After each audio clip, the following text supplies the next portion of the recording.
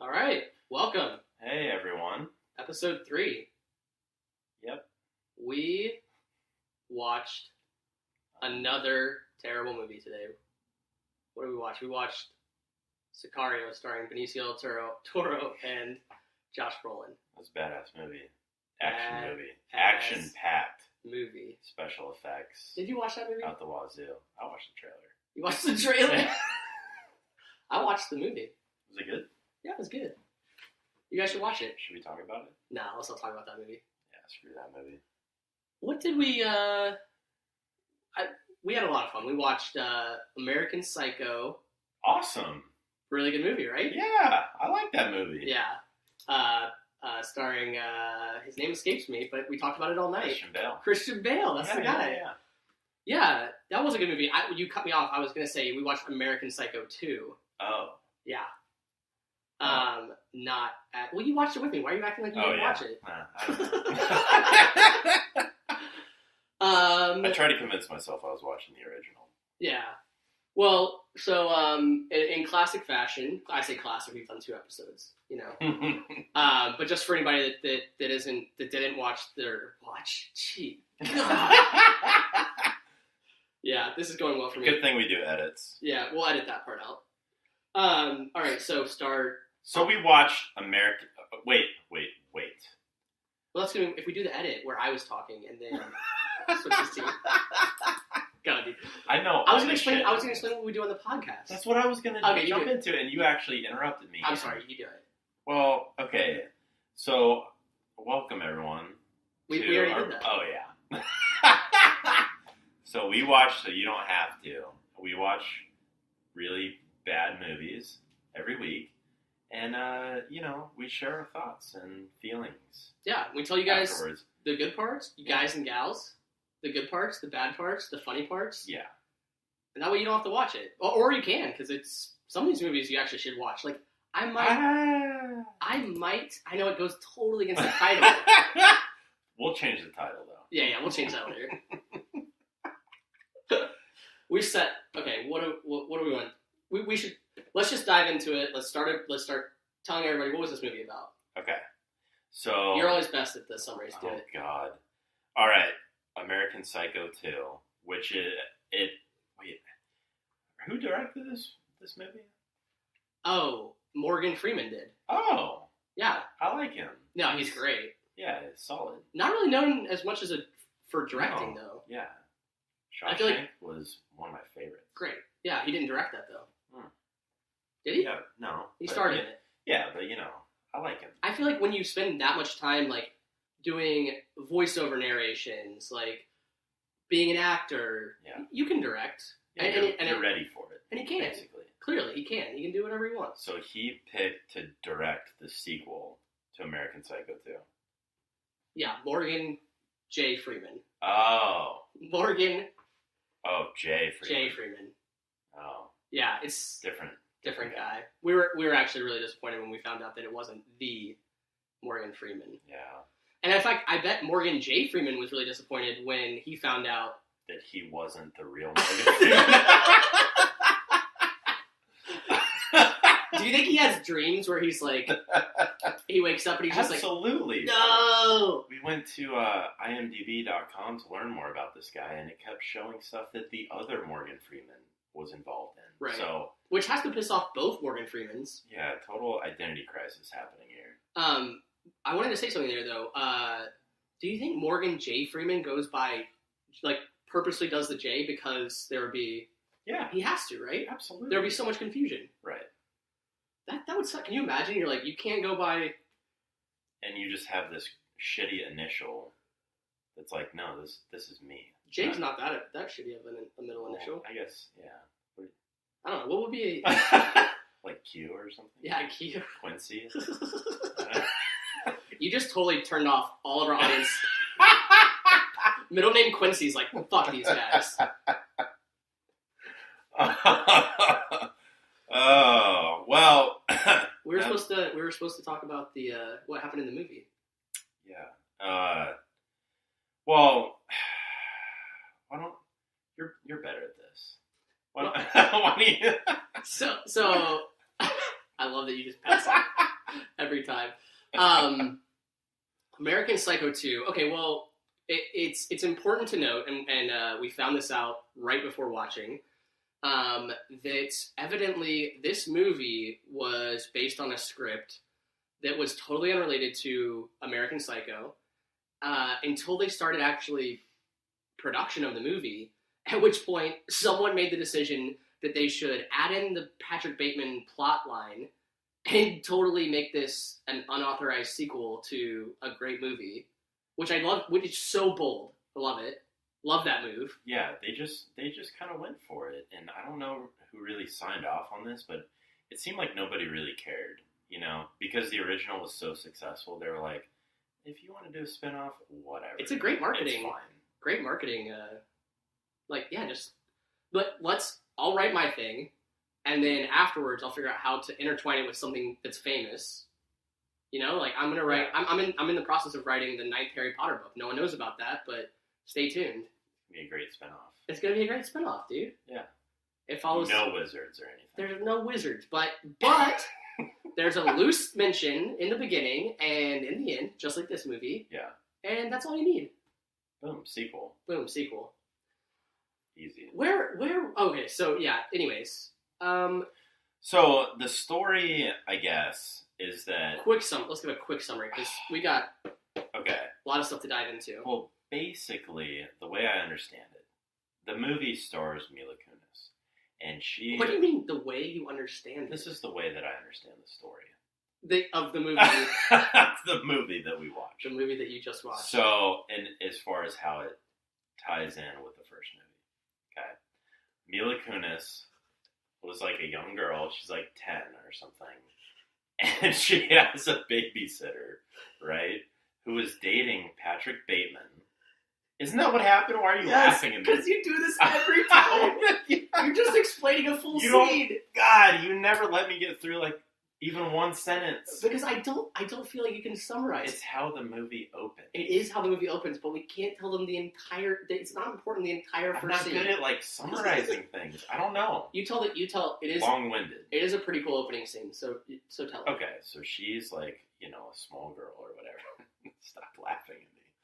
And she's watching her babysitter basically getting. She's watching her babysitter. She's watching her babysitter getting murdered by Patrick Bateman, who is not Christian Bale, obviously. Well, he is. You just don't see his face. It's not really him. No, it's not really him. But I know, but it's the character. But the character is supposed to be Patrick Bateman. Though. Yes, that's clear, right? You're confusing. Oh God. Okay, and so, anyways, this is gonna start making sense. Just FYI, so don't. It really won't. Not turn off. It won't. It won't. So she's tied to this chair, and her mouth is all duct tape, and somehow she that was great. Somehow she sets herself free, and right before Patrick, Mila Kunis does, not the babysitter. The babysitter's getting murdered, right? Yeah. So Mila Kunis gets up, and then she grabs an ice pick, because Patrick. He did play Batman, though. Patrick Bateman. Patrick Bateman has all these tools and stuff. So she grabs an ice pick, and without him seeing, she stabs him in the back of the neck or whatever, and kills him. Yeah. So that's how it opens. So now everyone knows the entire opening scene, courtesy of Andrew explaining it. Very poorly. Verbatim. No, verbatim. So, all right, how to give you enough to go off of. So basically, flash forward, Mila Kunis is attending college. She's in a program that's psychological behavior, criminology type thing.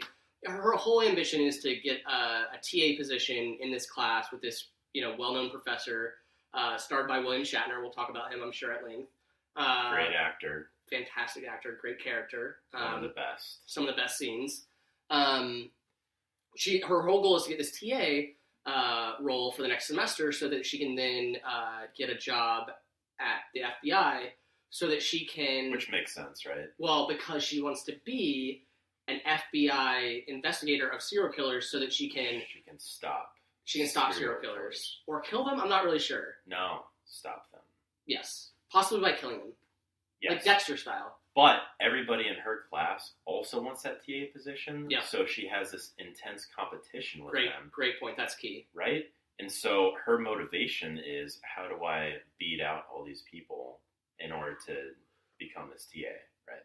Yep. That's the framework. That's the whole framework. Yeah. So now where do we start? I've got so much happens. This, by the way, this was, I don't know about you, but I had so much fun watching this movie. Yeah.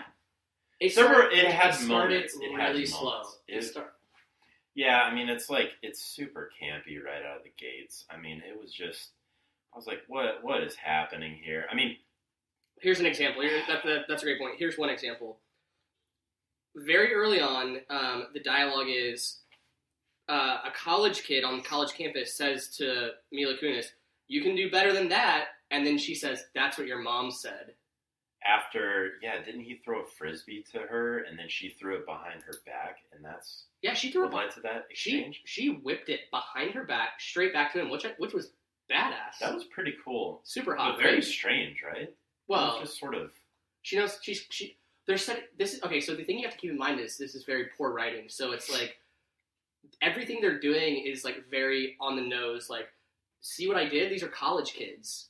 They like frisbees and they like smoking. Didn't you notice how every person was smoking all the time? Yeah. It's like, ugh, college. Ugh. Yeah. What else? Like, there was other stuff like, all their lines were, like, her voiceover, for being a very successful voice actor? For being a successful Boise potato. Sorry. I'll edit all those B's to B's. You're not going to. Yeah, you're right. I'm not going to. But for being a very successful voice actor, like, she's Meg in Family Guy. She's done a lot of like other voice acting. Yeah. Her voice, and it's no fault of her own.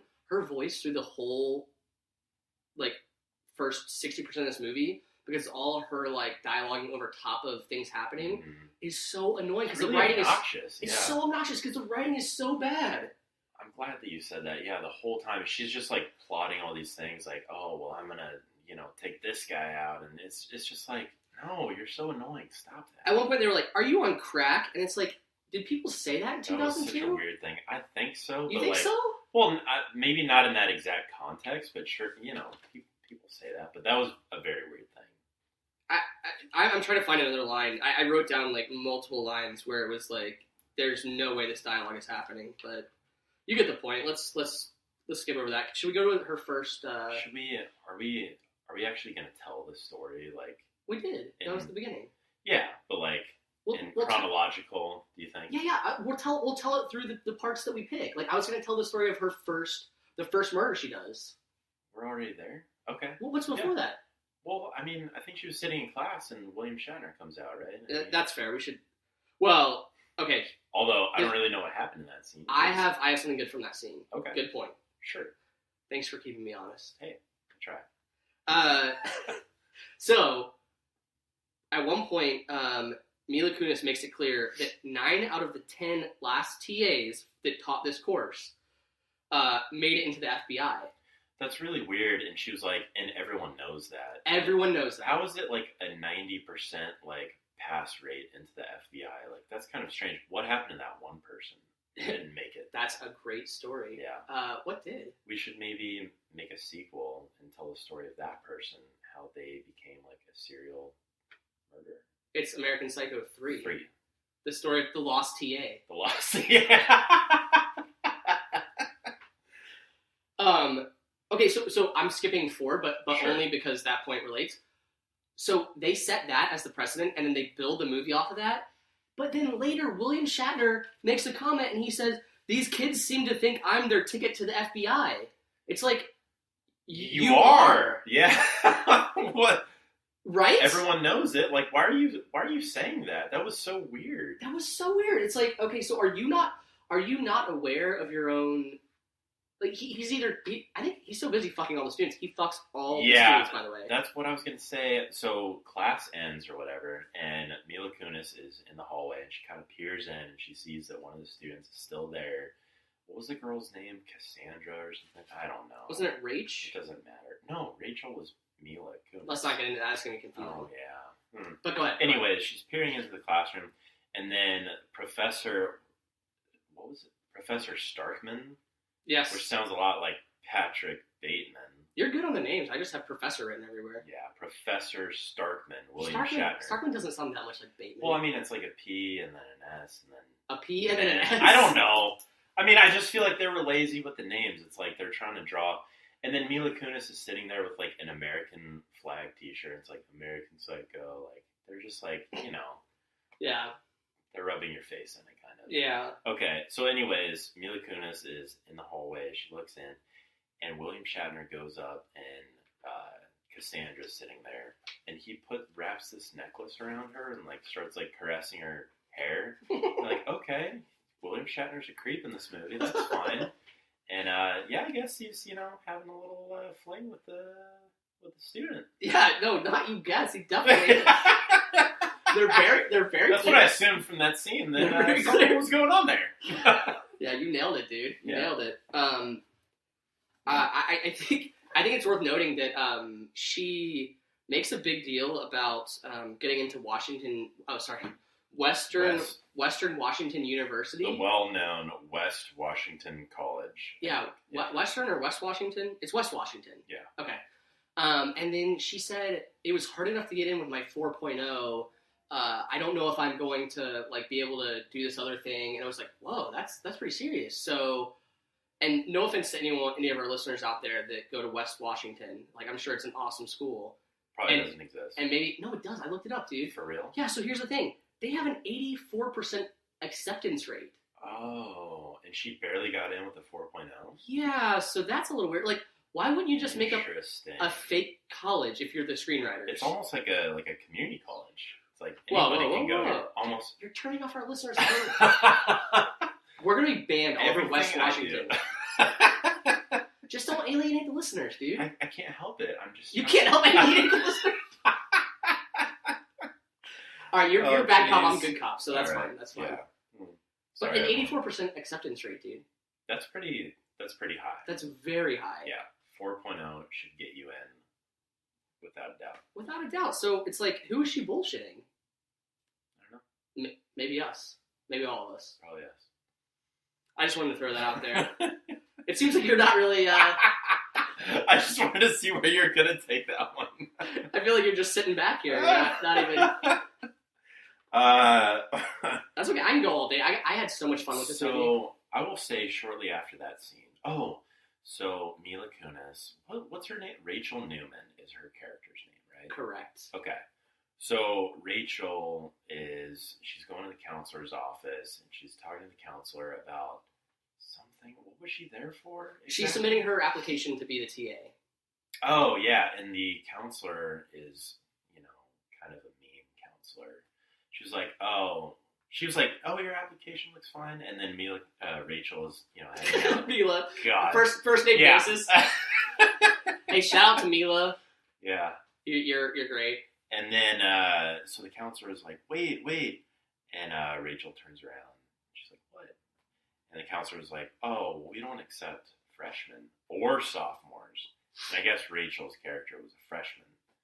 And, I don't know where I was going with that. I don't know either. Sort of where, wait. You're describing the whole scene again. I think I'm doing what we did wrong in the last episode. By describing all the... But... the very next scene, because now we're introduced to this counselor. Definitely check out the last episode if you get a chance, though. Yeah. It's really good. Is that a plug? Is that what that's called? A plug? Are we plugging the... Yeah, let's pause for sponsor of our own podcast, episode 2. Episode 2 sponsored episode 3 of our podcast today. Which is sad, because that means no money went into this. Great. You know what's going to be really cool when we have future episodes sponsoring past episodes. Oh, yeah. Is this episode going to sponsor? Well, no, we already did that. Oh. What were you saying? I'm sorry. So anyways, the very next scene... Okay, so we're introduced to this, to the counselor. Very next scene is in the counselor's house. She gets home, and she's looking for a cat.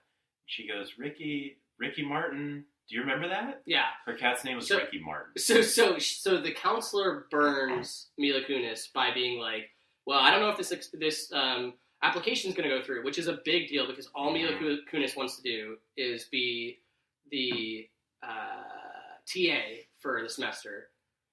Whatever. So that's the first scene we get where she's like, okay, I'm going to... Well, not the first one, actually. Whatever. Ricky Martin. Pick up on Ricky Martin. We're already 20 minutes in, dude. You believe that? What the fuck have we been talking about? I don't know. For so long. No, like, I mean, I think we have to edit most of this. We only just... Now we're like 5 minutes in the movie. No, I just feel bad because it's like I've got so much stuff here. We just gotta... Where was that in the past 20 minutes? I was getting it out. Some of that stuff is like the West Wah call out. WWU. All right, Shout out to the WWU. Let me try and get through this pointless scene that nobody's gonna laugh at. No, okay. I wanted to. No, this is. I have a star next to this. Talk about Ricky Martin. Oh, that's all you have? No, I have something else, but I don't want to give away the punchline. Got it. Okay. So, anyways, this counselor is like, Ricky Martin, where are you? Where are you? And she's kind of like looking around. This made me so mad. Yeah, and then suddenly this shadowy figure like emerges in the kitchen. And we see somebody scoop up this cat and throw this cat in a microwave and turn the microwave on. Yeah. And then, and so the counselor doesn't hear anything, and then suddenly she goes in the kitchen, sees the cat is getting cooked in the microwave, gets the cat out. Luckily, the cat's okay. It probably has, like, fucking cancer or something. Yeah. So kitty cat cancer. This we can't laugh at kitty cat cancer. That's a bad... That's called feline leukemia, bro, and that's a real thing. Oh, yeah. Sorry. They should change the name to... They're one of our sponsors, too. Feline leukemia? Leukemia prevention. Okay, thank you. That would be... FL. If you accepted money for this podcast from feline leukemia... Yeah. I'm for it. Personally, but... For feline leukemia or for... Yeah. Okay, let's get off that topic. They should call it kitty cat cancer, though, because that's way better. Yeah. I mean, the whole thing is bad, but if it's going to be a thing that exists in the world, we should at least be like, okay. It's fine. It's just kitty cat cancer. Little baby, what's the cat name? Mittens? Mittens, yeah. Were you going to say Mittens? Yeah. Little baby I can't Mittens. think of another name. Yeah. Just Mittens. Let's talk about the movie. We should talk about the movie. Oh. So here's what drove me nuts, dude. Not only, but first of all, putting Are we still on that scene? Putting a cat in a microwave just pisses me off. That's so messed up. But here's the thing. That was so senseless. Because the cat was in the microwave for 11 seconds? Probably. Yeah. Maybe less? I didn't expect it to be alive after that. I thought it would have, like, some weird... Well, no, I thought they were going to go down some weird dark path and the cat would be, like, cooked in the microwave and all fucked up. But it was like... Well, it probably wasn't even 11 seconds, dude. It was like 5 seconds. So it's like, why even do it? Why did you do that? Why even show that? Because then she comes up behind the woman and, like, bashes her head in with a picture frame. And it's like... She comes behind the woman? Sounds like spoiler alert. Yeah, we've told them about the whole movie already. A shadowy figure. We'll put bleeps out over all the...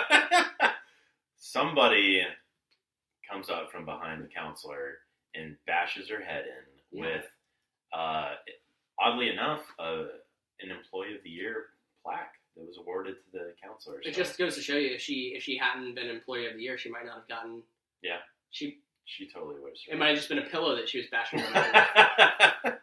Would have kept her alive. Yeah. So, note to self. Yeah. I guess we don't have to really worry about being Employee of the Year. What was the name of the incumbent TA? Do you recall? Elizabeth something? McGuire, I believe. Oh. Well, she went by a nickname, though. Yeah. Lizzie, actually. Lizzie McGuire. Huh. That's pretty original. Yeah, that was a show. Nothing else is named Lizzie McGuire. That was Hilary Duff, I want to say. Yeah. Yeah, so that happened way before this, by the way. Yeah. So what the hell is that? You can pick any name. Never know. Yeah, they landed on the obscure name Lizzie McGuire. You want to talk about their terrible naming efforts? Yes. I'm skipping the end because this is what I like to do. We're at the end again, just like last time. I go wherever I want to go because it makes sense. Okay. At the end, when they're doing a book signing, he's like, oh, the so hateable therapist. Yeah. He's like, oh, hey, let me sign this book for you because he's the author. and he's like, "What's your name?" And the guy's like, "Louis Ocon." Oh yeah. And he's like, "Cool." He signs it in like half a second and then passes it back. It's like, you didn't even ask for the spelling. Louis Ocon. How would you? O-K-A-N. You can spell Louis in multiple ways. Several ways, yeah. That's a hard name. Forget about Ocon. I feel like that was like a joke that they kind of played. You think so? There. Well, I don't know. It's hard to say. Like all the jokes in here, like I don't know if they were intentional. I don't think there's jokes. There's no jokes. Do you want to? Is now a good time to? I mean, unintentional jokes would be a good time to talk about the music selections. Yeah. I just want to say that I'm a huge fan of the soundtrack, and there was one particular. It's like Lilith Fair. Lilith Fair '98. So good. Best of. Yeah. There was one particular song while they're trying to solve this mystery of who is this killer. Who you guys know, it's no big surprise, right? It's William Shatner. No, that's not William Shatner. Anyways, they play this incredible song, and I think we have a clip here. Well, I'm gonna adjust that a little bit. Oh. The soundtrack is different than what this is. This is actually like, I wish we knew more about movies. Well, I mean, it's a song that plays during movies, so technically it's on the soundtrack. Well, no, like if you went out and bought the CD for the sound, there's. I would hope that this song is on. No, it's definitely not. They played it about 10 times. I know. It's the score, dude. It's the difference between a score and a soundtrack. Whatever. It's the same thing, right? No, it's not whatever. If you go out and buy the soundtrack to a movie, for instance, one of the great soundtracks of all time, Godzilla from when we were kids. Godzilla soundtrack. It's got Puff Daddy. What are you talking Jimmy about Page. right now? I'm talking about that's the soundtrack to a movie. The one that Matthew Broderick was in? Yes, the score is different. The score is like the instrumental in between, like the heighten the suspense and all that kind of stuff. That's not when you buy a soundtrack. You're not like, oh, like this is the interlude for the scene where blood happens. That's how it is in Star Wars. What? They have all the interludes. All right. Anyways, let's agree to disagree. Well, let's agree. We'll research this later. Anyways, yeah. Listen, so the score, what we started on was unintentional. We're 27 minutes in. We're so derailed. We really haven't talked about anything. Spiraling. No, we have. We do this every time. We've definitely talked about a ton of shit, dude. Okay. All right. Okay. I did have so much fun with this movie, dude. I had so much fun. There's so much fun stuff to talk about because it's not. It got an 11% on Rotten Tomatoes. That's so unjust. It did not deserve an 11%. It deserved a 10%. No. This was a bad movie. Make no mistakes. This was a bad movie. Really bad. But it wasn't that bad. No. It's very I will say, what was it? Halfway through, when the scene with the therapist, I was actually like, this is interesting now. Interesting. Because she... Hold on, let's not go too far. Can we pick out... We gotta do that. We gotta do the score thing. Sure. We talked about it. We didn't do it. The score or the soundtrack? Whatever. play what you're gonna play. play whatever it is. Alright, so keep in mind this is a serial killer movie. It is not meant to be comical in any way. It's about... what am I doing? It's... Where are you? Wait, where am I? The point is... you would expect that, you know... It would be creepy and, like, suspenseful and, like, fear-inducing and, like chilling. Send chills down your spine. No, I was gonna say. This is the music that plays throughout the movie when there's some suspenseful thing happening. So, all right, listen in.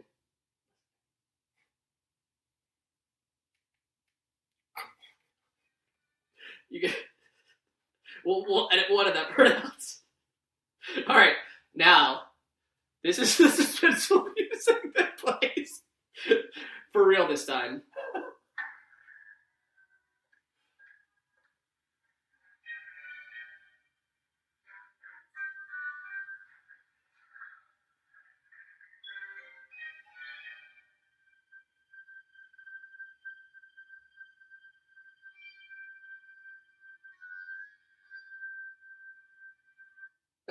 So that the kind of like Egyptian type thing at the end there is a little bit of a twist, but that first part, if it even recorded on the podcast on the second take, that's not scary. That's like Scooby-Doo. I kind of feel it's got this bouncy kind of tune. Yeah, a little bit. It's kind of wacky. Yeah, it's a little bit like, oh, there's no real danger here, but Yeah. a little, yeah, it's like fun danger. It's like a fake mustache villain, like high stepping down a hallway, and or paintings like with cut out eye holes moving back and forth. It's not like you're not actually really worried from hearing that. No, and about meanwhile, what's gonna happen? Meanwhile, this is queuing up like seriously sadistic like killings and like weird stuff.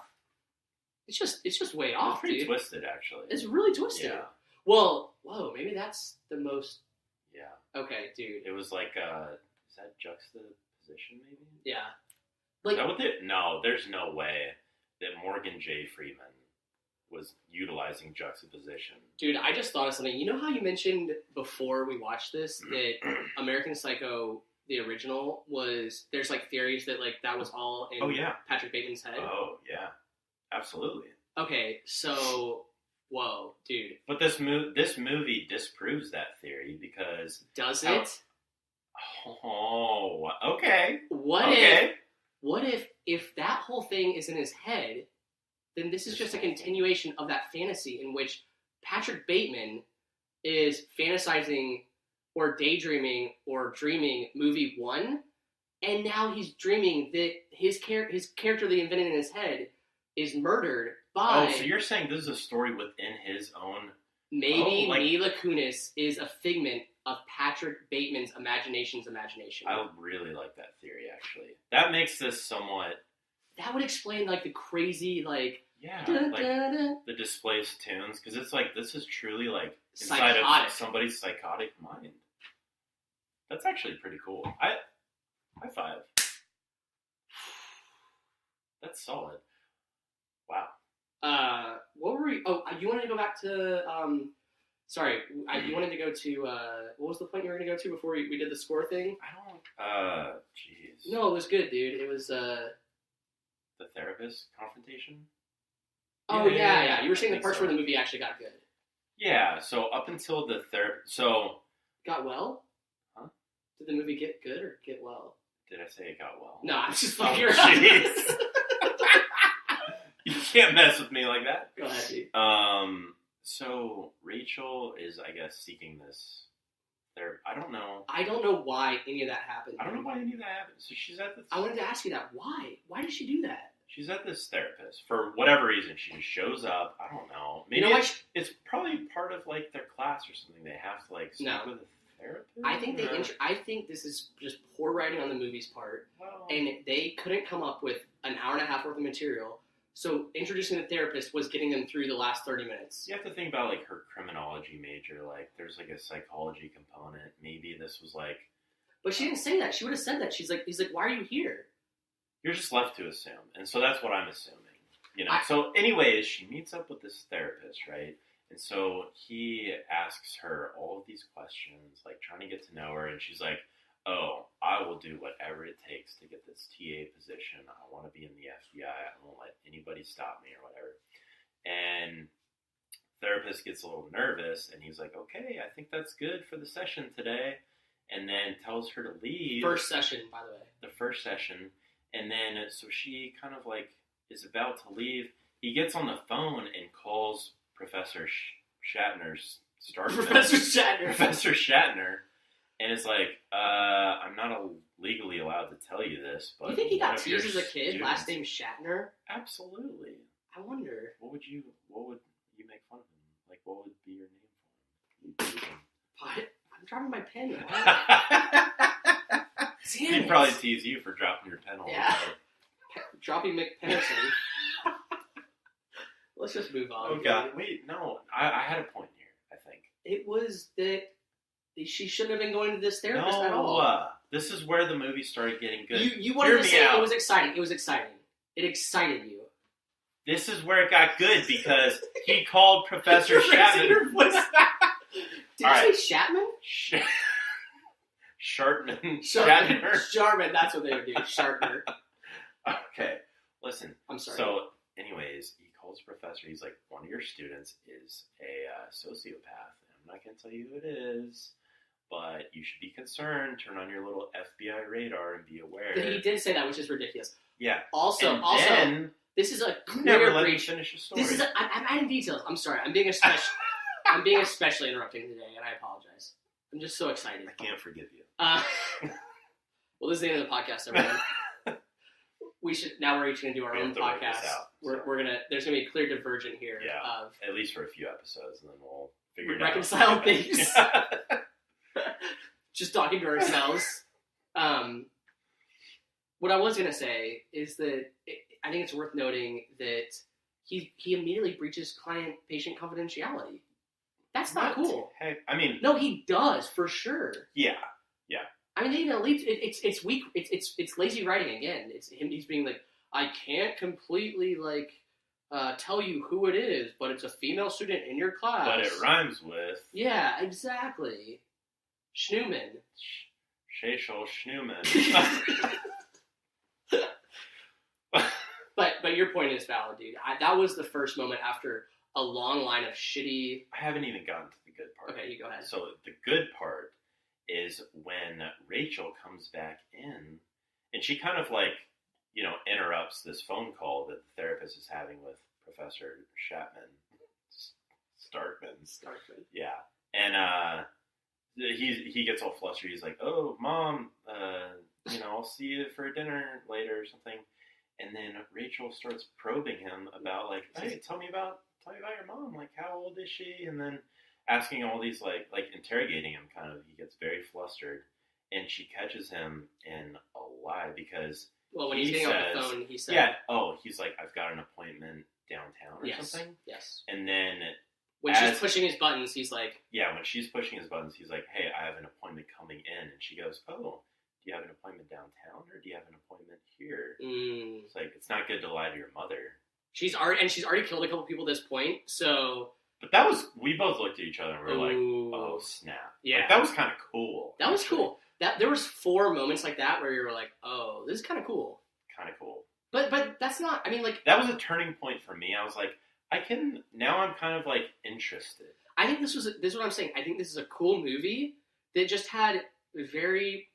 The score was, first of all, off. The soundtrack, yeah. Yes. we'll settle this later.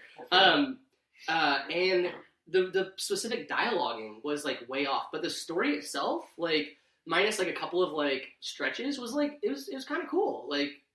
Yeah, the script was just bad. No, I don't think it was, dude. I think. There were parts that were really bad, what are you, smoking crack? That's what I'm talking about. Dialogue. I'm talking about the overarching framework of the actual the story arc was solid. It was just delivered in a way by Morgan Freeman. Morgan J. Freeman. Quincy Freeman. Morgan. What's his middle name actually? Do you know? We should look that up, dude. That's on us. Probably James. By the way, interesting fact. You want to talk about the budget? Sure. The budget. So, apparently, this is weird. The budget for the first movie was, American Psycho Part 1 was $7 million, right? Or $6 million, maybe. 7 or 8. 6 or 5. 7 or 6. It was somewhere between... Something like that, right? And the budget for this one was $11 million. I'm shocked at the first movie's budget, but I'm even more shocked at this movie. A 50% increase for... a garbage cast and director? How did that happen? Lionsgate Studios was behind this? I don't know if they... Maybe they were having a good year. Well, I mean, they couldn't get anybody from the first movie. I'm sure Christian Bale was like, no. What if he actually did play that scene of Patrick Bateman where he's just his face is covered in There's stabbed no in the way back? he would just be a cameo and then let Mila Kunis be the lead of this movie. Dude, at one point, though, they use... She was an unknown actress at that time. Hold on, when he gets stabbed, he screams out. It sounded like Christian Bale. It for sure wasn't. But it did sound just like him, didn't it? I wish we had recorded it that. It sounded like, oh man. Named. Patrick Bateman. It's like we finish each other's... paragraphs. Oof. Statements. Oof. Oof. Here's what I want to... was it just me, or were you really excited in the beginning of the movie when the dialogue was so terrible? Were you really looking forward to the Dean's party? Oh, sorry, the Dean's mansion party. Yeah, that sounded like a really good time. I was genuinely excited. I want to see what's going to happen here. Surely there's a lot of debauchery, right? What happened? You tell me? No, I want you to tell them. Okay.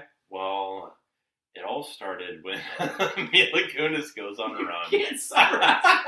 You can't summarize. I'm not. Oh. I thought you were like giving me the layup. I wasn't. I was just talking about Really? the party and how mundane it was and how short it was. No, dude. We have to talk about this. This is key. Take it back. You go. Okay. Take it back like Yeah. I say it? Yeah. I don't want to go say for it. Okay. Well, so Rachel Newman, Mila Kunis Newman, goes on a run. Mila Kunis Newman. And she's running, whatever. She comes across this slope, this hill, and there's this creek.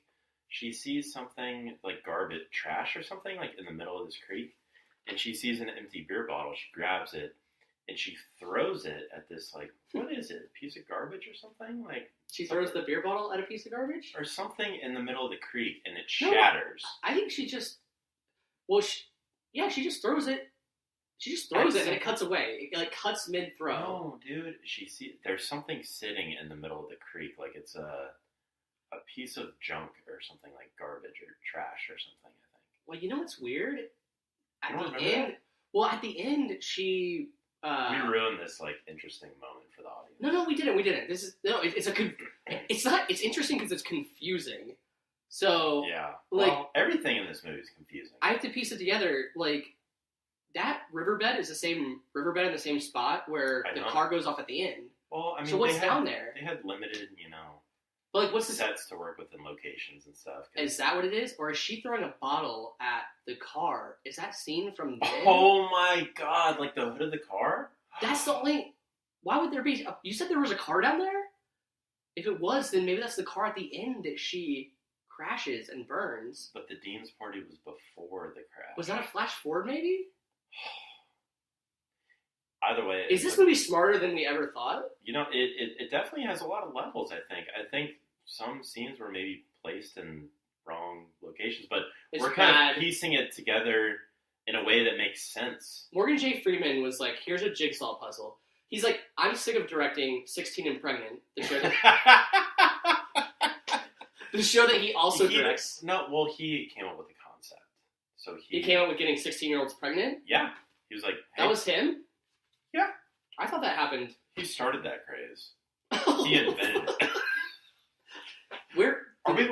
Are we gaining sponsors? No, I think we're... Hey, Trojan Condoms, if you're listening. That might be a defamation suit against Morgan J. Freeman. Let us first say that Morgan J. Freeman is a saint and a very successful director in Hollywood, and he has never... oh, we're fucked. But he has never done what you may or may not have implied that he did, other than that he came up with a very successful TV series named 16 and Pregnant. On MTV. We should get back to the broken bottle thing, because it's either genius or so stupid. So she's going on this run, she finds this beer bottle, she throws it, it shatters on something, which could be a car, could be some trash, could be a rock, I don't know. Just a piece of trash that it breaks against? Piece of trash. I don't know. It's like floating a candy wrapper just shatters it. Oh my god. And so anyways, that's the segue to a broken bottle at the Dean's party. And suddenly we're there. And Mila Kunis is like, in her dress. But it's like, psh, segue, like, boom, but next scene. But like, it's almost as if, did she push that girl and knock her beer bottle out of her hand? No, dude. Are you sure? Because she's like, watch it, no, watch that was it, the asshole. confusing part because she said, watch it, asshole. Are you serious? Yeah. So she walked in and knocked over. Oh, you know what? It's kind of like when she was walking through the park or the field or whatever in the beginning. She grabs the frisbee. She grabs the cigarette out of the girl's mouth and like smokes it. So she's very like out of my way type. So I could see that happening, but I was confused because I was like, wait, where did the broken bottle at the party? Like, who was that? But it makes sense that when she was coming in, she just bumped into somebody. It was like, watch it, asshole. Well, like, how bold. I mean, I guess she's a psychopath murderer, but how bold to, like, walk into a party where you're trying to impress the professor to get the TA position, and you shove your way in and break a bottle. She's been breaking bottles all day then. That's the same day. Have we really explained her motive as to why she's killing people? Yeah, Did we get that across? That's in the beginning. Okay. Well, we don't really say that she's killed. At this point, she's killed 3 of the students. We haven't even talked about them. We haven't talked about all of her murders. Yeah, there was... I wrote them all down. There was the rich guy. There was Yes. the other smart guy with the glasses and the funny hair. And who would, like, answer all the questions in class, and she would just glare at him, right? Yep. And And then then- her friend that was fucking the professor, Shatner. Yeah, her friend that was... Her friend isn't Shatner. Her friend was fucking Shatner. She only had this murderer's... Actually, that brings us to the party. Because her friend was talking to the professor, comes running down and was like, hey, guess what? And she knows, Rachel knows that her friend is having this relationship with her professor. Her friend says, hey, I'm going to get the TA position that Rachel wanted so bad. And so at that point, Rachel was like, in her head, was like, well, I've got to kill you now. And she somehow stages... By the way, they're at what is purportedly... Oh. What was that noise? I don't... Oh. Oh. Ooh. I don't know. I've never... Inside jokes, love it. Yeah, it's supposedly the foremost school for criminology, Yeah. and yet she's doing all these With that murders. 86% acceptance rate, they're Yeah. super elite, highly selective. 83.7, but Yeah, it's fine. she's doing all these murders on campus.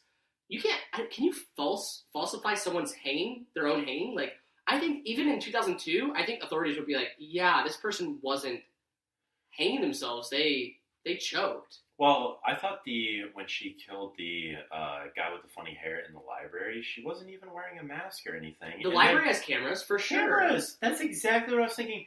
And it was very messy because she had an ice pick, so there's like blood spattering, like Yeah. fingerprints, like all sorts of evidence. But they just kind of like, grazed past it. They were like, this would be too difficult to explain how she covered it up. And they just never acknowledged it My 2 favorite deaths, though, or again. You have favorite deaths. Yeah, That's a morbid thing to say. I wrote them down. These are my most favorite deaths. I wrote them down. Yeah, I wrote them down. They're murders, actually, not deaths. 1. Should I do number 2 first or number 1 first? I don't know which is which. You did number 2. I'll do that at the same time. Let's just get these out at the same time. You Yeah. say the first death, and I'll say the second one. People will get that. We have limited time left, so we'll just rush through them. Do So- we have how much time do we? Well, what time are we? yeah, we're. Oh gosh, we're way over. Oh, We're man. way over. We're not way over. We're doing hour episodes, so it's established. Yeah, it's fine. We got a couple more gems coming for you. What was your hey, favorite death? If anybody listened to episode 2, which this is sponsored by this episode. This episode is sponsored by episode 2. Thank you, episode 2. We made Thank- so much money. Thank you so much. Episode 2 of the podcast that we did, the Star Wars Holiday Special, had so much good stuff in the back half. So anyways, That's incredible. Incredible. Anyways, the second, well, I'll do it in order. William Shatner gets killed because he's standing before an open window in his own office, and she does this like she puts her hand out like seductively and then like blows. Well, because he's all messed up on Valium, because he found out that the girl that he was sleeping with got murdered, and so he called up the therapist and was like, hey, I need something. And the therapist is trying to talk. Remember, he was like trying to continue the conversation. He was like, I just need the Valium. Like, Yeah, that was Yeah. good. And then the guy's like, can I give you some advice? And William Shatner hangs up. Yeah. And then the stupid therapist is like hanging on the dead line for like 5 seconds. Like, And then I think there was a song that was playing in the background. the same. Oh yeah. How did it? Well, it was like a transition to like I'm trying to think. a really of, like, suspenseful moment. So I think it was something like something super serious. Yeah, it was forget how it like sounded. really kind of scary. It was something like.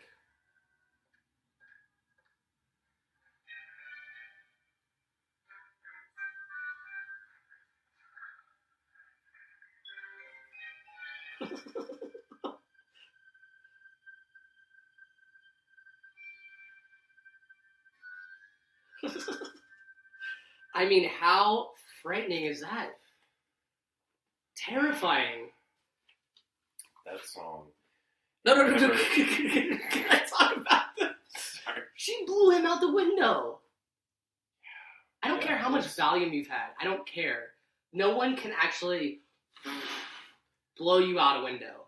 He was, yeah, well, I mean, like, she caught him so off guard. Like, she was wearing the girl's, like, dress and the necklace and stuff. And she was like, no, I'm Cassandra all alone or something like that. Was creepy. Yeah, it really added to, I think, his, like, mental state. He was totally disoriented. Yeah, he was like, no, leave. And he was like, wait, where am I? And, you know, she was giving him a seductive back rub at one point. Yeah. And so he was just like, I gotta get out of here. It really freaked him out. It scared him to death, let's say. Maybe that's what happens. And then real quick, a janitor sees that, and she goes, oh, hey there, nice mop. And then you see him in a dumpster with his mop handle shoved through his mouth up the back of his skull, which Mila Kunis could never do. I don't know who could do that, but that's gruesome. But couldn't that be a supporting argument for your theory from earlier that this was all like insane? Yes, it has to be. All these things that just there's no way that could have happened. It has to be a delusion within a delusion, because there's no way, unless she spent countless times sharpening the end of said mop. We don't need to get in this. Have you seen the movie Identity? Starring John Cusack? Yeah. That was a same kind of thing, right? Where it's all like in the killer's head. We are gonna have to edit this out. That's a great movie, dude. Right? You're like spoiling it right now. No, it's been out for so long. Who cares? Oh, I love that movie. Isn't that incredible? Don't spoil the dude. Good Everybody movies, has seen the movie. Anybody? I guarantee you. All right, let's take a poll right now. If you haven't, this isn't live. If you haven't seen Identity, call in right now. If you haven't seen Identity, if you haven't, and you're mad at Andrew right now for ruining the end of Identity, there's no way. That movie is dope. But see, that kind of like does like the same thing, right? Look, the podcast is each of the characters in that movie was like yes, I know it's the same thing, but we watch so you don't have to. That's a movie that we watch and you should watch. Yeah, but you know, whatever. People have seen that movie. It came out in like freaking like 2000 or something. We're talking about a movie right now in 2000. Came out in 2000. This movie was not popular. This was an abomination. Direct to video. So we're fine. I remember. Okay, so William Shatner and the janitor. She's like, "Well, I've got these 2 dead bodies. I need to throw them in a car. I've got a brick. I've got these like tanks of gas, whatever." And she turns on the radio and. We needed a soundbite. I wish we had a soundbite. It was psychotic. What was it? It was like a tuba. It was like this bouncy, like polka music kind of. And the craziest part was that she would adjust her radio, and the score of the movie would adjust up and down. The soundtrack would just go way up or down. So we're led to believe that possibly everything you're hearing in the movie is someone's radio. Again, I think a supporting argument that this is like all in somebody's head. Because you're right. You know, Patrick Bateman fell asleep listening to his Walkman. He's listening to his Walkman. I like that theory, dude. I really like that theory. There was a videotape he needed to return, and he left it on the TV, and all of a sudden he's like just dreaming all this shit. He's like, whoa. That would be the best thing in this movie. If they got Christian Bale to play the last 3 seconds, and he was like, whoa, what happened? And he just wakes up in his like apartment in... Because, like... That could be a way to, like, tie it all together. To kind of make up for this awful sequel, you know? We should call Christian Bale and... Just call him right up. Speed dial. All right. Chris. Hey, Chris. Chris, baby, I gotta talk to you. I got one more thing to talk about. It's pretty brief. Is it the waiter who's... Yes, it's the waiter! I love you! I can't believe it's... Perfect. That was the last on my list. Dude. Really? Dude, it's perfect. Yeah, great. I loved it. Okay. Yeah, so the waiter appears twice in this movie. Yeah. What do you want to say about the waiter, actually? I feel like I've been hogging the damn microphones. Both of them. No, not a whole lot, other than I couldn't understand why he was there as, like, a distinguishable character instead of, like, just a normal waiter who was serving the table, you know? It was strange, because it would pan over to him, and he's like, it's my first day, and there was some sort of, like, attempt of like a backstory with this guy, but it just stumbled over upon itself and just didn't like ever go anywhere. Yeah, it's like, You know? Yeah, It's like, all right, he's really having a tough time, I guess, but that's unimportant. So carry on. So the first time they go to the restaurant, which is like very early on in the movie, because it's actually her second killing. Yeah. She goes out to dinner with Brian, what's close to my name? She's also the dog's name in Family Guy, and she was Meg, but it's fine. Whoa. Yeah. Connections everywhere, dude. This waiter, he's being like really nervous, and they make a point of writing in the script that he's like, it's my first day, and then he like comes back to give them their drinks after they order, and they're getting some serious conversation, which he could have never known, by the way. And they scowl up at him, and they're like, give us a minute. Oh yeah. And he's like really like, okay, sorry. And it's like, okay, well, he's an awkward waiter, like fine. But then flash forward, I don't know how much time passed in this movie, by the way. Days, probably. Yeah. Weeks. No, not. I do this. I'm actually really interested now. How much time do you think passed? Because remember at one point, like she's talking about like this big internship she's trying to win, and they're like, or TA position, and they're like, when is that getting announced? And she's like, oh, yeah, not for a while. End of week. 2 days. Yeah. 2 days. End of week. It's like, what? Oh, and remember, she was wearing the same American flag shirt for like the whole thing. So possibly this takes place over like 48 hours. Or in somebody's head. No. Oh, dude. Okay. Well, let's table that for a second. It had to take place over a very small amount of time because multiple missing persons have gotten reported and they haven't done anything. Right. Yeah, that's fair. Okay, so I guess the waiter didn't have much of a chance to get better. But when we saw the waiter the second time at the end of the movie, I was giddy because I was like, I want this guy to be like the most badass improved waiter. Yeah, this was like his story. Like why did you introduce this character if you're not gonna like show any kind of like what is his purpose if not to be like, I don't know. So he comes up to the table and he's like, they're like, it's the terrible therapist who we didn't hate on enough in this episode. I hate that guy. He's the worst character. Yeah. Just I don't know why I hate him so much, but I hate him. It was because of his theme song, which that wasn't the theme song. The score, and it's not his theme song. That's played throughout the entire movie. I have a feeling it was kind of like his like heroic theme song. Bum, bum, bum, just because he was always like pacing around his therapist's office when it was playing, you know. That's true. Well, because he's like, I gotta solve this mystery, you know. We didn't even get into that whole subplot. Anyways, the waiter. They're like, hey, they do the typical thing of like, they get sad and they're like, I want to sit over there.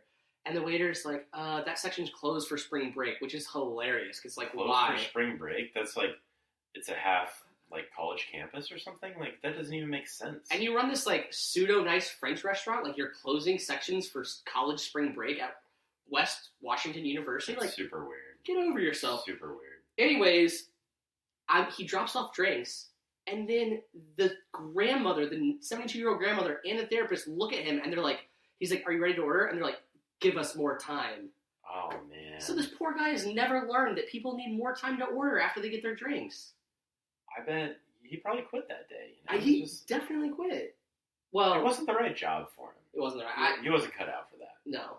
What do you think he's doing now? I don't know. I also don't really know the point of even having him there. He probably goes to WWU. Yeah. He's not in the criminology school because that's a premier criminology school. I could see American Psycho 3 starring him getting his revenge on all of his crappy tables. All the crappy tables. Yeah. We could take this so many layers deep.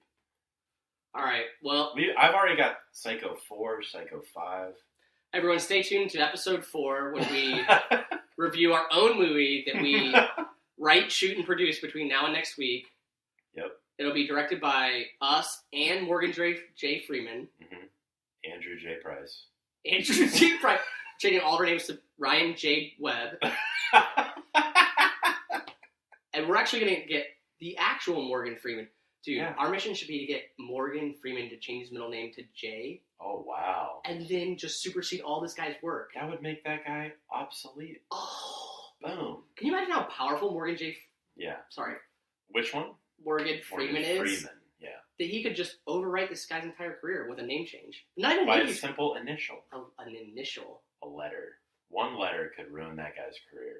If Morgan J. Freeman gets a hold of this podcast, he's gonna fucking murder us. Really, yeah. Have we looked at him? Does he look like a murderer? He Dude, kept he murder directed movies. American Psycho 2. Oh shit! The cat in the microwave. The guy's. Oh shit! No. Oh shit! We haven't really thought about what if people involved with these movies actually listen somehow. I don't. Okay, we have to think long and hard about this because Well, I think he's so busy with teen 16 and pregnant. good old teen 16 and pregnant. Yeah, It's a little redundant the name, but teen 16. Teen 16. All right. So, Should we send him out? you know, We're over now. and right? the movie ends at some point. And Yeah. And then the you audience is dying to know what happens in the end, but we're not going. Well, you guys should watch it. No, we can't recommend these movies. It's to the contrary audience. to the current We're working title of supposed the to fill podcast. in if they want to hear. If they're actually interested in this movie, we got to answer all their questions. So Mhm. they never, ever, ever want to see the movie that we had. Well, let's take their questions. If you guys have questions, call us right now or comment on the page, and we're a little bit over an hour, but we'll sit here and answer the rest of the questions and then close this out. What do you think? Waiting for caller number 1. Casually waiting.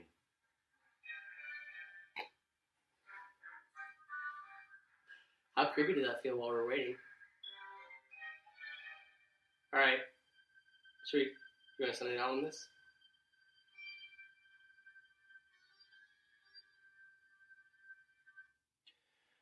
All right, well, no callers, so all right. I hope you guys enjoyed this episode of We Watch So You Don't Have To. We enjoyed it, and we gave you a great interpretation of that movie. If you want to watch it, go ahead and watch it because it's hilarious. But don't have low expectations. Very low. Very low. But we did watch it, so you didn't have to. So if you're being really grateful, you would just listen to this and not the movie. Although they're almost the same length. Yeah, So I know. we saved you 28 minutes. That's the key.